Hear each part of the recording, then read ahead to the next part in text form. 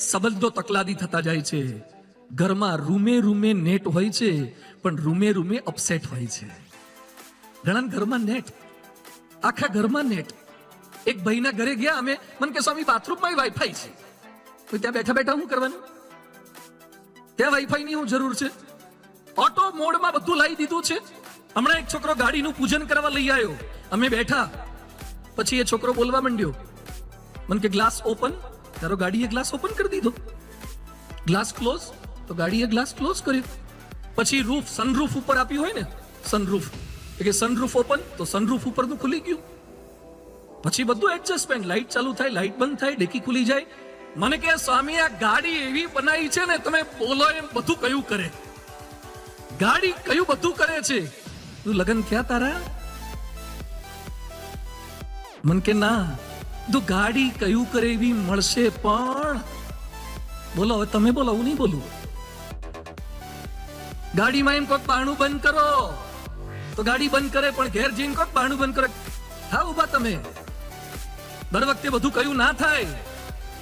કયું કરે એવી ગાડીઓ વિજ્ઞાન આપી શકશે, પણ કયું કરે એવા પરિવારના સભ્યો સત્સંગ આપી શકશે. તમારા શબ્દનું પાલન કરી શકે, વિજ્ઞાન આપી શકે, પણ જ્ઞાન જોઈશે. આજે ફાઇન પ્લેસ નહીં પણ ફાયર પ્લેસ જેવા ઘર થઈ ગયા છે. મકાનનું નામ સત્કાર હોય પણ અંદર ધુતકાર હોય. એકવાર એક ભાઈ પોલીસ સ્ટેશને ગયા. પોલીસને કે સાહેબ હું બહુ દુખી છું. શું છે? એ કે ઘરવાળા બોલે છે. હા કે બોલે? એ કે બોલે નહીં, મારે છે, બહુ હેરાન કરે છે. એ કે આખી પૃથ્વી પર સૌથી વધારે દુખી હું છું. પોલીસ કે આવું સ્ટેટમેન્ટ નહીં આપો, સૌથી વધારે દુખી તો અમે છીએ. એ કે સાહેબ તમે કેમ? એ કે દોસ્ત તું ક્યાંક ફરિયાદ કરવા જઈ શકે છે ને, અમારે આ તકલીફ છે પણ ફરિયાદ કરવા જવું ક્યાં? બહારથી ખબર પડતી નથી, અંદર તંત્ર થોડુંક જુદું હોય છે.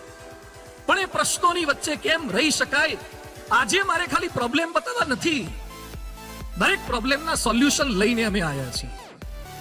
દુનિયામાં તાળું બને ને એની સાથે જ ચાવી બનતી હોય છે, ચાવી મહિના પછી ના બને. દરેક તાળાની ચાવી હોય છે, દરેક સમસ્યાના સમાધાન હોય છે, દરેક પ્રશ્નના જવાબ હોય છે. શોધતા આવડવા જોઈએ તમને.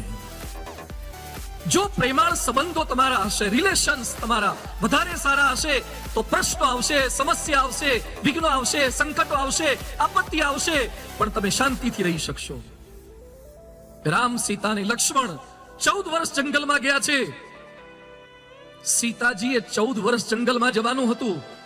રામ સીતાને કહે છે કે સીતા, જંગલના કષ્ટ પડશે, માતા પિતાને મળવા નહીં મળે, ઘર સારું નહીં હોય, ફર્નિચર નહીં હોય, બધે ચાલતા જવાનું છે, રસોઈ જાતે કરવાની છે, પાણી જાતે ભરવાનું છે, કપડા જાતે ધોવાના છે, અનેક કષ્ટો છે. So please stay here. અયોધ્યામાં રોકાઈ જાઓ, જંગલમાં આવવાની જરૂરિયાત નથી. આટલા કષ્ટો તમે સહન નહીં કરી શકો. અને એ સમયે સીતા શું બોલ્યા છે?